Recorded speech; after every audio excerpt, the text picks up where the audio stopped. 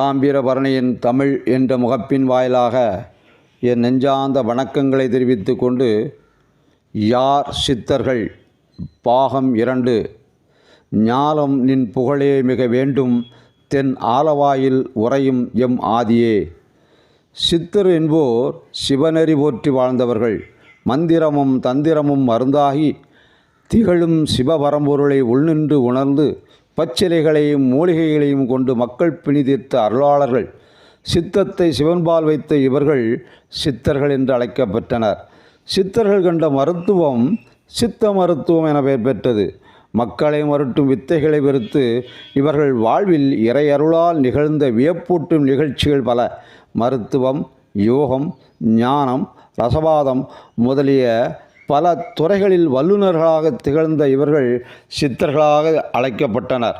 சித்தர்கள் 11 சித்தர்கள் என தொகைப்படுத்தியும் கூறுவார்கள். இவர்கள் அல்லாது வேறு சித்தர்கள் பலரும் வாழ்ந்ததாக வரலாறுகள் தெரிவிக்கின்றன. இவர்கள் யோக நெறியை பின்பற்றியவர்கள். யோக நெறி என்றால் அட்டாங்க யோகம். அந்த அட்டாங்க யோகத்தை தான் யோக நெறி என்பார்கள்.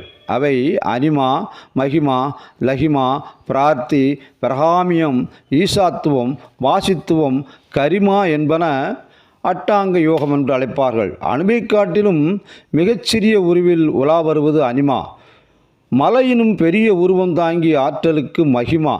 உடலை பாரமில்லாமல் லேசாமல் செய்து கொள்ளுதலும் நீர் சேறு முதலியவற்றில் அழுந்தாமல் காற்றைப் போல் விரைந்து செல்லும் வல்லமை பெற்றிருந்ததால் லகிமா. தாம் விரும்பியவனற்றையும் நினைத்தவனற்றையும் உடன் அவ்வாறே அடையும் வல்லமைக்கு பிரார்த்தி. தம் நினைவின் வல்லமையால் எல்லாவற்றையும் நினைத்தவாறே படைக்கும் ஆற்றலுக்கு பிரகாமியம். அனைவரும் தம்மை வணங்கும்படியான தெய்வத்தன்மையை எய்துவது ஈசாத்துவம். உலகம் முழுவதையும் தம் வயப்படுத்தி நடத்தும் ஆற்றலை பெற்றிருப்பதற்கு வாசித்துவம். ஐம்புலன்கள் நுகரும் இன்ப துன்பங்களை பற்றி கவலைப்படாமல் அவைகளுடன் சம்பந்தப்படாமல் இருக்கும் வல்லமையை கரிமா என்பார்கள். தமிழக வரலாற்றிலே சித்தர்களுக்கு ஒரு தனி இடம் உண்டு. இறையருள் பெற்ற இச்சித்தர்கள் மனித குலத்தின் ஈடேற்றத்திற்காக உழைத்தார்கள். அளப்பரிய ஆற்றல் பெற்றிருந்த சித்தர்கள் எளிய வாழ்க்கை வாழ்ந்தனர். சாதி மதபேதங்களை சாடினார்கள். பொருளற்ற வெற்று சடங்குகளை துணிவோடு கண்டித்தார்கள். பசித்தார்க்கு உணவும் நோயுற்றாருக்கு மருத்துவமும் வழங்கினார்கள். ஆற்றல் மிக்க கவிதை திறம் பெற்றிருந்த தமிழ்நாட்டு சித்தர்கள் எளிய தமிழில் அரிய நூல்கள் பல படைத்து வழங்கினார்கள். சங்க இலக்கியங்கள் குறிப்பிடும் அறிவார் என்ற சொல் பிற்காலத்தில் சித்தர் என்ற சொல் பொருளை தாங்கி நின்றது என்பது அறிஞர்களின் கொள்கை. யோகம் பயின்று விரிந்த காட்சியுற்று பொருள்களின் உண்மை இயல்புகளை அவற்றை பயன்படுத்தும் முறைகளையும் அறிந்திருந்த அவர்களை அறிவார் எனப்பட்டனர். மறுவில் செய்தி மூவகை காலமும் நெறியின் ஆற்றிய அறிவான் தேயமும் புறத்திணை ஏழும் ஒன்றாகி என்று வாகை திணையிலே இடம்பெற்றுள்ளது.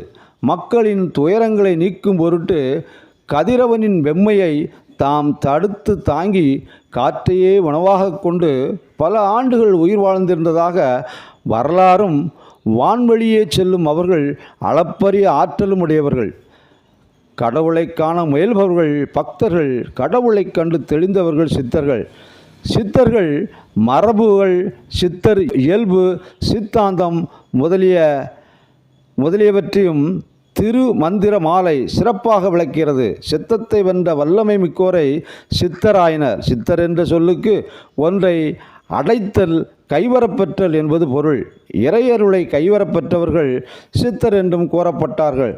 சித்தர் மேற்கொண்டு ஒளிய யோக நெறிகளை பற்றி நாம் முன்பே அறிந்தோம். இந்த அட்டாங்க யோகத்திலே அவர்கள் சிறந்தவர்களாக விளங்கினார்கள். சிந்தையிலே கலங்கமற்றவர்கள் சித்தனாவான் என்றும் சிந்தை தெளிந்து இருப்பவன் அவனே சித்தன், சகமெல்லாம் சிவனே என்று அறிந்தோன் சித்தன். திருமூலர், ராமதேவர், கும்பமுனி, இடைக்காடர், தன்வந்திரி, வான்மிகி, கமலபதி, போகநாதர், மச்சமுனி, கொங்கணர், பதஞ்சலி, நந்திதேவர், பேதகுரு, பாம்பாட்டு சித்தர், சடைமுனி, சுந்தரானந்த தேவர், குதம்ப சித்தர், கோரக்கர் முதலியோர் 11 சித்தர்களாக குறிப்பிட்டுள்ளனர். 11 சித்தர்கள் என்ற தொகை பலரும் பலவாறாக குறித்துள்ளார்கள். எனினும் இன்று வழக்கில் 100க்கும் மேற்பட்ட சித்தர்கள் பெயர்கள் நின்று நிலவுகின்றன. தாமிரபரணியின் தமிழ் என்ற இந்த முகப்பினை உங்கள் கைபேசியில் பதிவு செய்யுங்கள், பகிருங்கள். நாளும் நன்றிகளுடன்.